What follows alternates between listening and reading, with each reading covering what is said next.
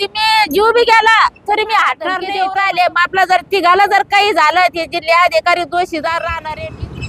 आम्ही मुंबईला गेलोय, एकनाथ शिंदेजीचं उपोषण केलेलं आहे, त्यांनी आम्हाला सही दिलेली नाही.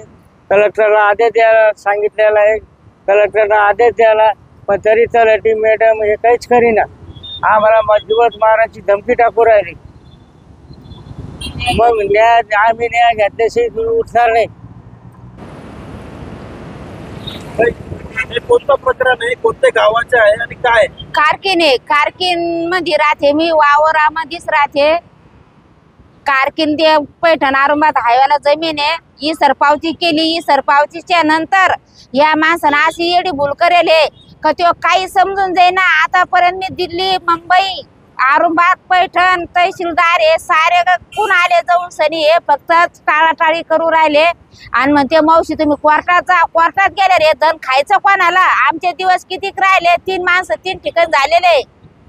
काही 7-12 असं एक मी दिल्ली अधिकारी जे बसले तर वरिंदरच असं उपोषण करणारे जीव बी गेलात. मी माग हटणार नाहीये. मग आमची वडला पुढलीची जाजत आहे. हे काही मला दानपत्र आलं नाही, काहीच नाही. काय झालेलं काय येताना त्यानं अडकून काय केलेलं आहे? हिरवरी बोरवरी असं कुठं गुंठ्यावरी इकडे दाखवू राहिला, घडीत पलटिंग दाखवू राहिला. म्या काही सही दिली नाही.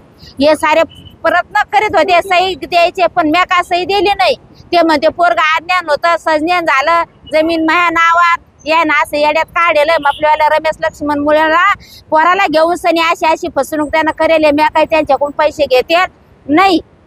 वावर आहे पैठण आरुंबाद हायवेचं.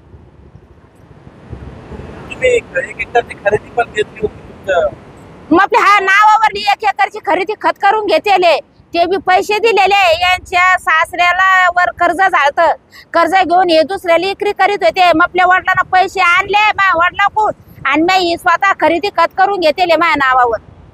ती काही असं काही नाही का घरातल्या घरामध्ये आम्ही काही केलं म्हणून नाही, पण आपल्या वडिलांना 6 महिने धरून आणला. म्या पैसे दिलेले आणि ती खरेदी खत म्या करून घेतलेली. त्याच्यात काहीच खोटं नाटं नाही. आता ते मला काही सुधरून देणार. तलाठी, मंगल अधिकारी, तहसीलदार साहेब आणि हे रमेश लक्ष्मण मुळे यांनाच माहिती. आपल्यापर्यंत मराठ्याचा आहे.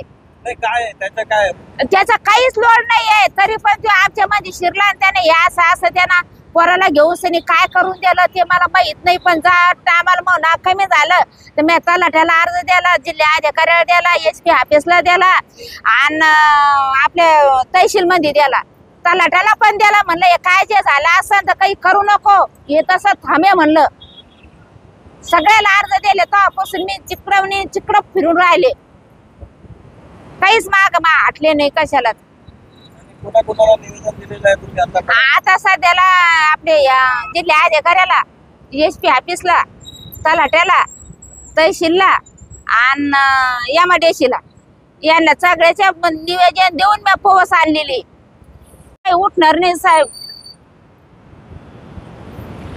मी काही उठणार नाही. न्याय घेईन तवाच राहीन. असं उपोषण आंबर उपोषण करणार आहे. 3 माणसं 3 ठिकाण झालेले. याच्यामध्ये मी जीव बी गेला तरी मी हटणार नाही. ते म्हणजे कोर्टात जा. मी काही कोर्टात जाईल मोकळीने. मला निवेदन इथंच निकाल लागतो. आपला 7-12 मला इथं देऊन टाका. हात जोडून पाय पडून विनंती करते मी. नाही जीवच मारा धमकी देऊ राहिले. मग आपला जर तिघाला जर काही झालं ते जिल्हा अधिकारी दोषीदार राहणार आहे. मी तर 7-12 घेतल्याशिवाय उठणार नाहीये.